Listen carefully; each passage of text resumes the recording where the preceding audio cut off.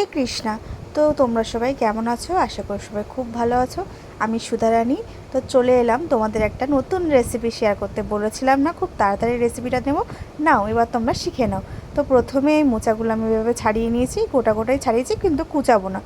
আর এই যে বড় যে অংশটা থাকবে সেই অংশটা কিন্তু ছোটো ছোটো করে কুচিয়ে নিতে হবে। যেমন করে কুচিয়েছি তেমন করেই তোমাদের কিন্তু করতে হবে। একটা কড়াই নিয়ে নেব এবং জল দেব, তার মধ্যে একটুকুনি হলুদ আর একটুকুনি নুন দিয়ে কিন্তু মোচাটা ভালো করে সেদ্ধ করে নিতে হবে। অল্প পরিমাণে কিন্তু নুনটা দেবে আর একটু বেশি করে পরিমাণে হলুদটা দেবে, কারণ এটার মধ্যে প্রচুর কষ থাকে। তো তার সেই কারণে কিন্তু তোমরা একটুকুনি বেশি করে হলুদ দেবে। উষ্ণ গরম জলটা হলে তার মধ্যে দিয়ে দেবো মোচাটা এবং 1.5খানা টমেটো আমি কিন্তু এখানে সাইডে কুচিয়ে রাখবো। এটা কিন্তু আমার তরকারিতে দিতে লাগবে। এবার বারবার কিন্তু মোচাটা নাড়তে হবে। আর দেখবে এই পরিমাণ যখন সিদ্ধ হয়ে যাবে তখন কিন্তু মোচাটা নামিয়ে নেবে। এবার কড়াইতে আমি দেব হচ্ছে সাদা তেল। যেহেতু এখন দামোদর মাস চলছে সেই কারণে কিন্তু আমাদের সর্ষে তেল খাওয়া বারণ, তো সেই কারণে সাদা তেলটাই দিলাম। এবার তোমরা যারা সর্ষে তেলটা খেতে ভালোবাসো তারা সর্ষে তেলটাই দেবে। এবং দিলাম হচ্ছে শুকনো লঙ্কা 2টো, আর দেবো হচ্ছে এলাচ, দারচিনি আর লবঙ্গ। ফ্লেমটা কিন্তু এই সময় একদম লো করে রাখতে হবে, না হলে কিন্তু মশলাটা পুরো পুড়ে যাবে। এবার দেবো হচ্ছে আমি কিছুটা পরিমাণ হচ্ছে জিরে, গোটা জিরে। মশলাটা যখন দেখবে এরকম করে ভাজাটা হয়ে যাবে তখন আমি দিয়ে দেবো যে আগে থেকে কেটে রেখেছিলাম টমেটোটা, সেটা। এবং টমেটোটা খুব তাড়াতাড়ি গলে যাওয়ার জন্য দিয়ে দেবো অল্প পরিমাণ নুন আর দেবো হিং। যেহেতু তেল যখন গরম থাকে তখন হিংটা দিলে গন্ধটা নষ্ট হয়ে যায়, তো সে কারণে কিন্তু আমি টমেটোটা দেওয়ার পরেই হিংটা ব্যবহার করি।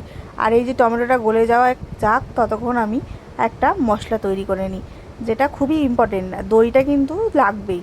এখানে 100 গ্রাম দই নিয়ে নিয়েছি। দেবো অল্প পরিমাণ হলুদ, অল্প পরিমাণ হচ্ছে ধনে গুঁড়ো, আর তোমরা যদি যারা মনে করো যদি জিরে গুঁড়ো দেবে তারা কিন্তু জিরে গুঁড়োও দিতে পারো।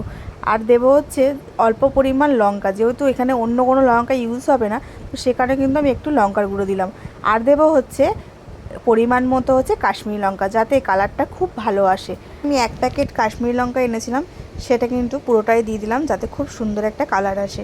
তো এবার ভালো করে আমি এটা মিক্স করব, যতক্ষণ না যে দানাগুলো আছে সেগুলো যতক্ষণ না ভেঙে যাবে, একদম স্মুথ একটা পেস্ট তৈরি হবে, ততক্ষণ কিন্তু আমি ভালো করে ফেটাতে থাকবো।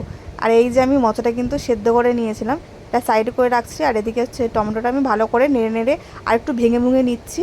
এটা অনেকটাই নরম হয়ে গেছে। এবার দিয়ে দেবো আগে যেই পেস্টটা করে রেখেছিলাম সেই পেস্টটা। তো আর তোমরা কিন্তু এই সময় লো ফ্লেমে কিন্তু এটা করতে হবে, না হলে কিন্তু নিচে লেগে যাওয়ার সম্ভাবনা থাকে।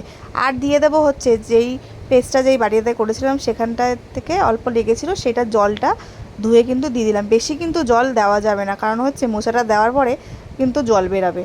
এটা আমি কমিয়ে দিলাম, একটুকুনি বাড়িয়ে রেখেছিলাম আবার কিন্তু কমিয়ে দিলাম। আর আস্তে আস্তে কিন্তু কষাতে থাকবো। যতটা পরিমাণ তোমরা এই মশলাটাকে কষাবে তত কিন্তু ভালো টেস্টও আসবে এবং কালারটাও কিন্তু ভীষণ ভালো আসবে।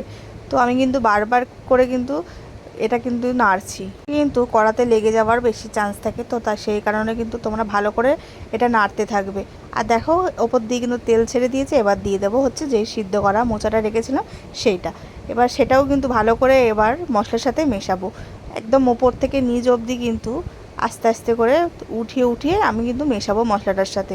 যেমনভাবে আমি করছি তোমরাও কিন্তু ঠিক তেমন করে করবে, আর ভীষণ ভালো স্বাদ। তো এইভাবে দেখো কতটা কিন্তু মোচাটা অল্প হয়ে এসছে আর একদম কিন্তু মজে গেছে।